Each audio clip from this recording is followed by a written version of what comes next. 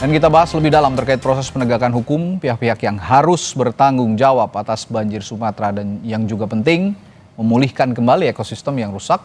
Bersama staf khusus Kantor Staf Kepresidenan Timothy Ivan Triyono yang bergabung melalui sambungan virtual dan Direktur Eksekutif Indonesian Center for Environmental Law, Reynaldo Sembiring atau Bung Dodo ya saya sapanya. Selamat malam Bung Dodo. Selamat malam Mas Radit. Selamat malam juga Bung Timothy. Malam Mas, malam. Ya saya ke Bung Timothy dulu. Sebenarnya arahan Presiden buat verifikasi dan audit perusahaan pemegang konsesi ini, konkretnya, nyatanya seperti apa? Ada langkah berbeda mengingat dampak bencana Sumatera ini sangat dahsyat loh.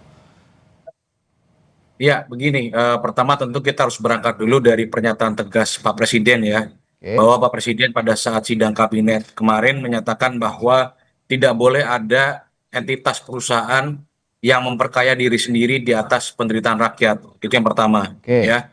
Yang kedua, Pak Presiden juga sudah kerap kali menegaskan bahwa tidak ada yang kebal hukum di Republik ini. Itu udah komitmen jelas Pak Presiden. Nah, apa yang berbeda dengannya sekarang? Yang berbeda adalah Pak Presiden pada saat ini memastikan bahwa instrumen negara itu bekerja tidak hanya sekedar pada dokumen legalitas di atas kertas, ya, tetapi juga bagaimana pelaksanaan dalam operasionalnya, gitu. Pengecekan di lapangan ya, contohnya aparatur negara kan turun langsung ke lapangan, juga menggunakan teknologi citra satelit untuk memeriksa pelanggaran-pelanggaran terutama di daerah aliran sungai begitu ya. Lalu juga ada pengecekan dokumen audit dan kewajiban yang diwajibkan regulasi sebagai bahan evaluasi dan perbaikan tata kelola. Ya. Pengawasan ini kan juga lintas kementerian lembaga, lintas aparat juga ya. Di situ terlibat Kementerian Kehutanan, Kementerian Lingkungan Hidup, Satgas PKH, lalu ada Polri begitu. Artinya dengan adanya pengawasan yang double dalam penegakan hukum ini, diharapkan Pak Presiden berharap ya bahwa penegakan hukum ini dilakukan secara tuntas dan juga merata ya. Artinya equality before the law gitu. Termasuk juga kepada pihak-pihak yang diduga mendanai atau menyediakan alat ataupun membackingi gitu. Jadi perintah Pak Presiden sudah sangat jelas bahwa jangan sampai yang ditangkap hanya pelaksana-pelaksana di lapangan, tetapi juga diusut tuntas sampai pemodalnya begitu. Oke, kalau gitu saya lempar ke Bung Dodo. Presiden kan sekarang punya perangkat yang namanya Satgas PKH begitu ya. Ini katanya sih mau bilangnya akan memberikan sanksi pidana, evaluasi, izin, dan juga minta pertanggungjawaban atas apa yang sudah dilakukan di Sumatera sehingga menyebabkan bencana yang besar dan kerugian lingkungan yang cukup besar. Bukan cukup besar, sangat besar. Tapi apakah menurut Anda ini cukup dengan tindakan-tindakan yang sudah dijalankan oleh PKH ini, Satgas PKH ini? Pertama, ya terima kasih Mas Radit. Pertama-tama memang Satgas PKH ini harus dilihat di konteksnya ada di hilir ya. Artinya konteks penegakan hukum itu di hilir. Sementara kalau kita lihat kondisi bencana yang terjadi ini sebenarnya banyak masalah-masalahnya ada di hulu. Itu kita bicara soal tata ruang, kita bisa bicara soal perencanaan ruang dan seterusnya begitu. Jadi kalau sekedar menghukum pelaku kita apresiasi oke. Tapi dibilang cukup tidak. Gitu ya. Karena menghukum pelaku itu memang sudah menjadi satu mandat undang-undang. Polluter Pays Principle, siapa yang merusak, siapa yang mencemari, dia membayar, dia bertanggung jawab, itu udah clear gitu undang-undang. Tapi pertanyaan adalah bagaimana supaya ini tidak terulang lagi? Maka sebenarnya tadi evaluasi terhadap tata ruang, memastikan bahwa semua izin-izin dan konsesi itu sesuai dengan daya dukung dan tampung lingkungan, itu menjadi kewajiban. Memastikan bahwa semua tata ruang daerah itu sesuai dengan KLHS-nya, peruntukannya tidak lagi misalnya yang sudah daerah-daerah kritis itu masih dibebani izin, itu kan harus ada tuh. Evaluasi terhadap tata ruang. Jadi menurut saya hulu hilir harus diberesin. Satgas PKH bekerja itu ya mangga silakan, tetapi perlu diingat juga bahwa kan Satgas PKH ini kan fungsi utamanya ada dalam kawasan hutan. Namanya juga penertiban kawasan hutan. Bagaimana yang di luar kawasan hutan? Itu juga pertanyaan pentingnya. Oke, bagaimana dengan yang di luar kawasan hutan? Kalau kita bicara bencana Sumatera, Bung Timothy, sebenarnya tidak hanya Sumatera saja, eksplorasi hutan, eksploitasi hutan yang menyebabkan kerusakan lingkungan ini kan tidak hanya terjadi di Sumatera. Supaya kita mencegah ada pulau Sumatera lainnya yang terdampak perusahaan-perusahaan nakal, ini harus dari tidak hanya hulunya tapi hilirnya juga. Bagaimana merespons hal ini? Ya, pertama begini ya, Satgas PKH ini kan bukan bekerja itu ketika ada bencana ini saja, ya. Satgas PKH yang dibentuk oleh Pak Presiden berdasarkan Perpres nomor 5 tahun 2025 itu sudah bekerja sejak awal tahun 2025, ya. Oke. Bahkan sampai sekarang, Satgas PKH itu sudah menyita 4 juta hektar lahan dari perusahaan-perusahaan yang nakal gitu. Dan sampai saat ini pun Satgas PKH juga sudah melakukan identifikasi terhadap 198 titik tambang di Indonesia ya, dengan total luasan 5.000 hektar yang tidak Oke. sesuai dengan ketentuan. Artinya fokus pemerintah sekarang bukan hanya terhadap yang terdampak bencana Sumatera, tetapi juga seluruh Indonesia. Karena kan lingkup kerja dari Satgas PKH ini adalah seluruh Indonesia begitu. Begitu Mas Redi. Oke. Kalau bicara Satgas PKH, ini juga kan bicara pemerintah yang memerintahkan Satgas PKH juga mewajibkan perusahaan memulihkan lingkungan. Betul. Bagaimana mekanismenya? Karena kalau bicara soal tindakan hukuman begitu, ini hukuman individu misalnya atau korporasi, oke dihukum tadi seperti yang disinggung oleh Bung Dodo juga. Tapi dampak lingkungan yang begitu besar, menewaskan 1.000 lebih jiwa di Sumatera. Gimana mekanismenya dan tanggung jawabnya yang harus dipertegas sebenarnya? Ya, begini ya, mungkin kita perlu pertegas dulu konteksnya. Kalau konteksnya bencana Sumatera ini kan bukan hanya faktor kerusakan lingkungan. Jadi bencana Cuaca Sumatera ini begitu. adalah kombinasi ya antara faktor cuaca ekstrim dan juga kerusakan lingkungan atau perilaku manusia gitu. Ya. Nah, berkaitan dengan pemulihan lingkungan, itu kan Satgas PKH sudah mengejar denda administratif yang saat ini sekitar 38 triliun dari 71 perusahaan sawit dan tambang. Itu yang sudah berhasil dan akan terus ditingkatkan denda administratifnya. Nah, nanti dari denda administratif ini akan dikembalikan menjadi PNBP yang berdasarkan sektornya. Nah, nanti hasil dari denda administratif ini digunakan untuk pemulihan lingkungan begitu. Begitu Oke. Mas Adi. Baik, saya kembali ke Bung Dodo. Kalau memang ada perusahaan gitu, bicara perusahaan yang merusak ekologi, merusak lingkungan gitu, dan Anda kan juga menganalisis sisi hukum dampak lingkungannya begitu. Kira-kira dari bencana Sumatera ini, instrumen hukum yang benar-benar bisa diterapkan untuk memulihkan lingkungan, termasuk juga memberikan efek jera terhadap pelaku-pelaku perusak hutan. Saya tanyakan hal itu, tapi sesaat lagi di Sapa Indonesia Malam, tetap bersama kami. Ya, kita masih membahas bagaimana penegakan hukum yang memberikan efek yang komprehensif ya, bukan hanya memberikan hukum pidana, tapi juga memberikan sanksi untuk memberikan ganti rugi terhadap pelaku perusakan hutan yang selama ini terjadi, termasuk yang terjadi di bencana Sumatera. Tadi saya bertanya ke Bung Dodo, jika perusahaan yang terbukti merusak ekologi Sumatera kira-kira, bagaimana instrumen hukumnya untuk pemulihan dan siapa yang akan membayar kira-kira kalau melihat dari instrumen hukum menurut analisis Anda? Ya, pertama instrumen hukumnya kita ada 3 ya. Pertama kita bisa melalui pidana, perdata, dan administratif. Nah, makanya kita harus pastikan bahwa apakah Satgas PKH ini akan bisa mencakup ke 3-tiganya. Oke. Gitu. Karena kalau perdata itu bicara soal ganti kerugian nanti di sana. Nah, siapa yang membayar sebenarnya adalah balik ke prinsip tadi, prinsip pencemar membayar. Oke. Jadi siapa yang bertanggung jawab yang kita sudah identifikasi sebagai perusak atau pencemar lingkungan, perusak hutan, dia bertanggung jawab. Oke. Bertanggung jawab untuk memulihkan, bertanggung jawab untuk membayar kerugian lingkungan yang terjadi. Kira-kira begitu. Dan kemudian tadi saya juga menyambung dari Mas Timothy ya mengenai Satgas PKH. Memang gitu, kalau saya melihat bahwa menarik ya kalau tadi pernyataan juga dari Jampitsus saya dengar pagi-pagi tadi akan bicara soal pemulihan lingkungan. Ya. Karena memang kalau kita lihat dari Perpres 5 itu 2025 dan kita baca di pasal 2 ayat 1 itu sebenarnya kan tugas utama dari penertiban kawasan hutan itu adalah untuk optimalisasi penerimaan negara. Sebenarnya nggak bicara lingkungan per se untuk pemulihan di sana. Tapi oke lah, berarti ada diperluas nih kewenangan yang itu oke. Tapi yang kedua sebenarnya saya mau mencoba merespons soal denda administratif.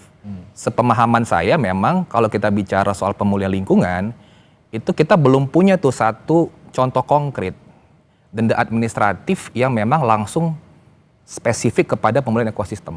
Oke. Saya belum ada gitu ya, karena biasanya pemulihan lingkungan itu keluarnya di perdata. Jadi Oke, ada perusahaan yang digugat nih, dia bertanggung jawab, dia pulihkan gitu. Itu pun sebenarnya baru beberapa perusahaan saja. Kalau kita bicara dari 2014 sampai dengan 2025, hitungan saya cuma ada 2-3 perusahaan.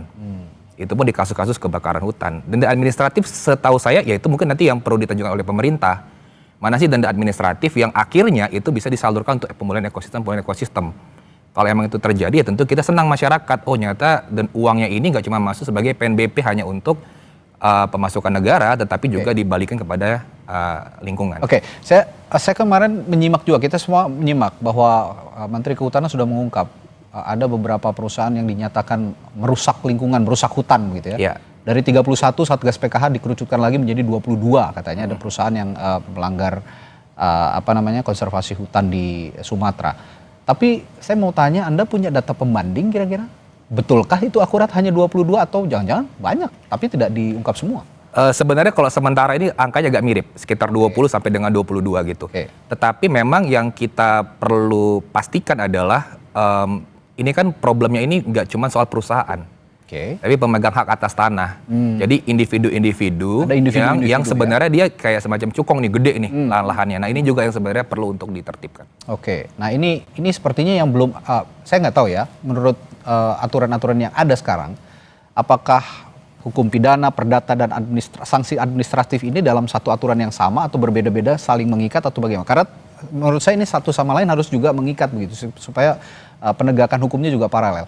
Tapi saya ingin tanya ke Bung Timothy, jika perusahaan yang melanggar atau dinyatakan merusak hutan, pemegang konsesinya adalah BUMN misalnya, kan karena selama ini diambil alih oleh negara, banyak perusahaan-perusahaan BUMN yang juga mengambil alih pengelolaan konservasi hutan begitu. Ini siapa yang harus bertanggung jawab? Apalagi apa dikembalikan lagi ke negara atau bagaimana, Bung Timothy? Ya, penegakan hukum ini kan juga termasuk juga ada BUMN yang kemarin sudah dihentikan izinnya ya, yaitu PT PN 3 yang sudah dihentikan izinnya oleh pemerintah gitu. Artinya ini sekaligus menegaskan bahwa pemerintah berkomitmen ya, meskipun itu adalah BUMN akan ditindak dengan tegas juga. Lalu berkaitan dengan tadi denda administratif yang tadi disebutkan oleh Mas, itu sebetulnya kita sudah punya PP ya, PP nomor 45 tahun 2025 yang mengatur tentang tata cara pengenaan sanksi administratif dan tata cara PNBP ya, yang berasal dari denda administratif di bidang kehutanan. Di PP itu jelas bagaimana peruntukannya, ada dana reboisasi ya, lalu ada dana pemulihan lingkungan, itu sudah ada di dalam PP itu. Jadi memang nantinya denda administratif yang saat ini sudah dikumpulkan sebesar 38 triliun dan nanti akan bertambah, itu akan dijadikan PNBP dan ditugaskan kepada Kementerian Kehutanan dan juga Kementerian Lingkungan Hidup untuk melakukan perbaikan lingkungan dan juga perbaikan ekosistem tadi begitu. Nah, mungkin dari sudut pandang pemerintah, mungkin ada beberapa hal yang akan kita lakukan begitu ke depan. Salah satunya tentu kita akan melakukan penilaian kerusakan lingkungan dulu atau environment damage assessment. Kita melihat seberapa jauh kerusakan lingkungan yang ada, terutama terkaitan dengan kerusakan hutan dan lahan, degradasi das, pencemaran tanah dan air, lalu juga kita tidak lupa kerusakan ekosistem pesisir gitu ya. Nah nanti dari situ baru kita masuk ke tahap rehab dan rekon lingkungan berbasis ekosistem gitu ya. Salah satunya adalah rehabilitasi hutan dan lahan, lalu juga ada pemulihan das dan sungai gitu. Nah lalu di ranahnya ATR BPN kemarin sudah diperintahkan oleh Pak Presiden juga bahwa perlu dilakukan penataan ruang ya, berbasis risiko gitu. Jadi dalam menetapkan tata ruang itu kita juga mempertimbangkan risikonya juga begitu. Nah tadi Anda sudah mengatakan ada PP atau peraturan pemerintah yang mengikat ya dan mengatur 3 instrumen hukum itu bisa dijalankan begitu dalam sistem yang paralel. Pertanyaan saya selanjutnya, jika itu dijalankan, bagaimana transparansinya? Apakah juga masyarakat dilibatkan untuk terus menerima progres dari penindakan atau penegakan hukum yang dikhususkan untuk bencana Sumatera ini kira-kira, Bung Timothy? Ya, tentu kita juga bisa berkaca dari kinerja Satgas PKH ya, yang saya rasa hampir tiap hari Satgas PKH itu terus mengupdate progres penanganannya, yang awalnya dari proses penyelidikan, sekarang sudah proses penyidikan, lalu ditetapkan satu tersangka korporasi. Ya ini kan bagian dari transparansi publik. Dan teman-teman NGO, teman-teman aktivis lingkungan juga bisa mengawal itu secara terbuka gitu. Media kan sekarang juga sudah ada. Dan saya rasa Satgas PKH juga terbuka ya dengan berbagai data, dan terbuktikan data yang pemerintah miliki dengan data yang dimiliki oleh Mas Reynold ya, itu tidak jauh berbeda gitu. Artinya Satgas PKH betul-betul menjalankan perintah Bapak Presiden untuk menindak dengan tegas, begitu Mas Radi. Oke. Yang juga harus dipastikan not a single corporation, meskipun itu korporasi besar, jangan sampai juga luput dari penindakan hukum. Kalau Anda melihat selama ini pengawasannya sudah transparan atau masih ada yang disembunyikan? Kalau kita bisa bilang kan pengawasan itu kan akhirnya masuk dalam ranah penegakan hukum ya. Dan sering sekali dikatakan bahwa hasil pengawasan itu merupakan dokumen yang tidak terbuka untuk publik. Begitu. Walaupun sering sekali pengawasan itu dilakukan oleh pengaduan oleh masyarakat atau oleh NGO gitu.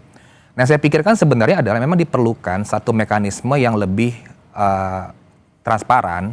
Artinya ada semacam mekanisme joint monitoring dan joint evaluation gitu. Yang artinya ya saya ngambil contoh buat Satgas PKH. Saya pikir Satgas PKH itu terutama di Kejaksaan itu butuh untuk membuka kanal di mana memang masyarakat itu bisa memberikan pengaduan semaksimal mungkin. Mungkin ada beberapa yang sudah masuk, tapi menurut saya itu tidak terlalu optimal sebenarnya untuk terutama di Jampitsus. Jadi menurut saya itu perlu untuk dibuka kanal-kanal yang lebih masif ya buat masyarakat. Tapi kita perlu mengingat bahwa kita harus pastikan dulu Satgas PKH ini bekerja dalam kerangka pidana saja dengan administratif gitu ya. Atau juga masuk kepada perdatanya untuk minta ganti kerugian dan tadi pemulihan lingkungannya. Karena supaya nggak campur-campur nih. Karena pidana itu tujuannya hanya untuk menghukum korporasi sebenarnya. Pemulihan itu tuh cuma tambahan sebenarnya. Tapi dampaknya sangat besar kalau bicara pemulihan kan? Benar. Nah, makanya menurut saya itu sebenarnya pemulihan itu lebih efektif. Itu cuma muncul di perdata sama administratif. Itu mau dipakai teori manapun, di belahan dunia manapun, pemulihan itu hanya akan efektif pakai administratif dengan perdata. Kenapa? Prosesnya lebih cepat. Bayangkan kalau pakai proses pidana dari penyidik ke kejaksaan, pengadilan, berkuat hukum tetap, alamnya udah rusak, pemulihannya kapan? Itu menurut saya itu yang perlu dipikirkan. Ya, berarti kesimpulan perbincangan kita malam hari ini, ya bagaimanapun proses yang dilakukan, seketat apapun, yang diharapkan oleh publik adalah tidak ada lagi yang disembunyikan. Ini harus transparan.